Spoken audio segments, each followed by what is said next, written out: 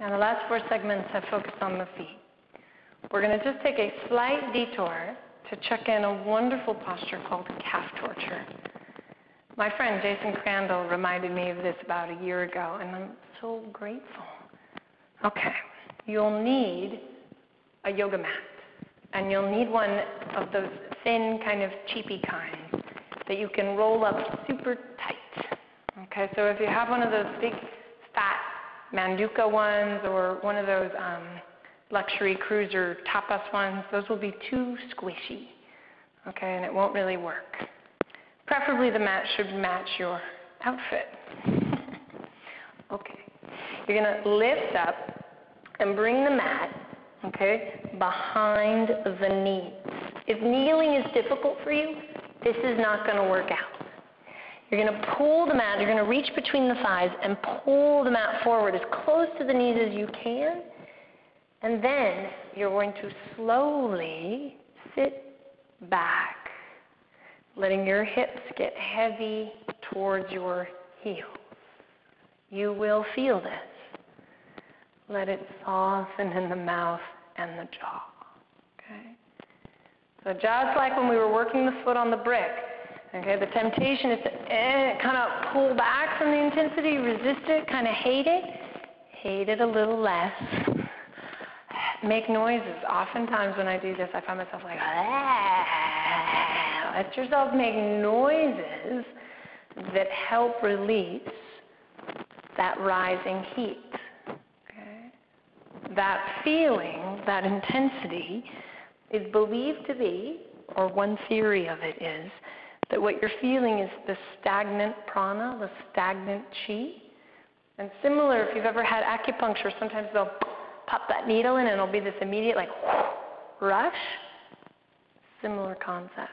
Soften. Okay. Easy in the eyes and the jaw. And this is one of those amazing postures that like really time really starts to like allow for the patience. And if you've never done this, the first time you do it, it's a lot. Second time, still a lot. But as soon as you start to slide towards that third, that fourth time, kind of like when you were learning how to snowboard maybe, that third, that fourth time, it's like, you start to enjoy it almost.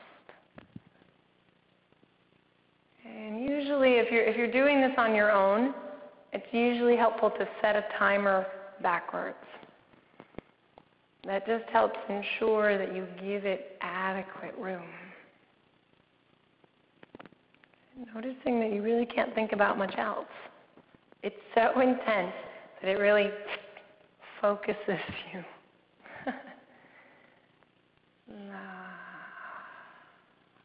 It's interesting today, I've never experienced this before, but today, well, of course I'm feeling it in my calf. I'm feeling a corresponding release right out of my SI joint on my right side. Your SI joint is where your sacrum attaches to your pelvis. Something like that sacroiliac. I always need to mumble those a little. A couple more moments. Let another happen. See if you can like relax.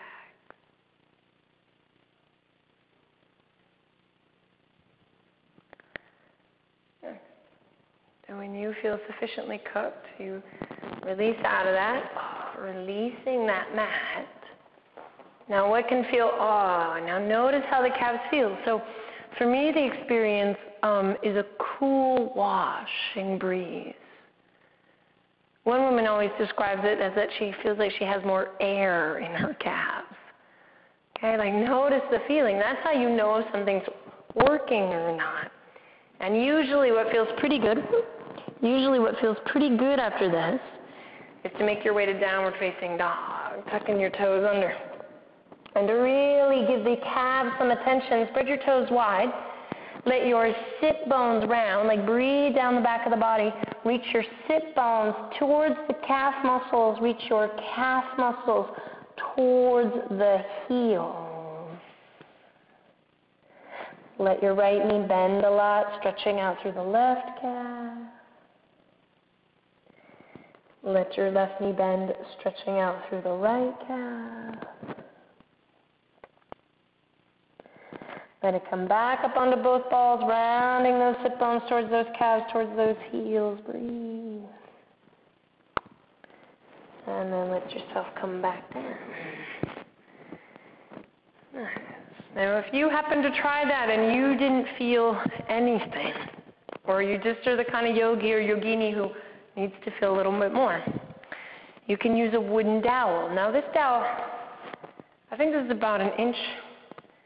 That's kind of what it looks like to me. The dowel is more difficult to be passive. The brilliance of the yoga mat is that it allows it soft enough, it's giving enough that you can kind of hang. The dowel becomes more of an active relationship. Same idea though, you bring the dowel up right behind the knees. And so I find it's just too much for me to just sit back and relax with the dowel there. And so I use my hands on the dowel and I press the dowel down. And let the same thing, my face softens, my jaw softens. You know, as we talked about earlier with the brick, it's like being able to be in an intense situation and look like nothing's happening on your face is a very useful social skill. And then you just roll the dowel back a little bit and you press.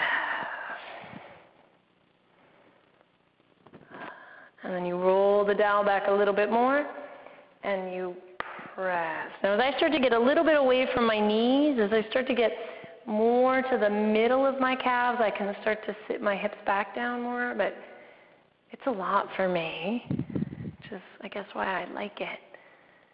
Eventually, as I get to about that mid-calf, my hips can start to come back to my heels, but keeping it a little active is sometimes nice. Now, as you start to roll the dowel back more towards where that calf muscle starts to become a tendon, where the connective tissue gets more dense and more fibrous, it tends to be a little hotter. Okay, these are the spots that your rolfer loves. Okay, and while rolfing's great, $100 a session can put a girl out, and so it's nice to kind of be able to do these things yourself. And I always find I can go deeper. I find it more an enjoyable relationship when I'm doing it myself. Okay, like now I'm really where that tendon is starting to blend towards the Achilles tendon, and it's like, oh, baby.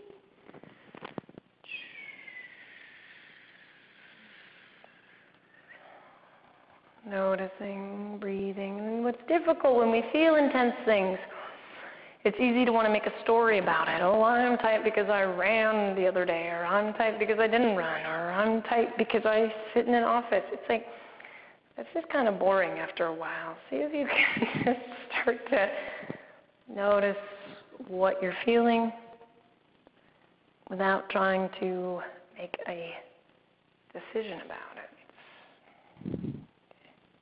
Now, you could do this a lot longer than I've demonstrated. I'm feeling a little pressed by my 10-minute YouTube cutoff time. Okay.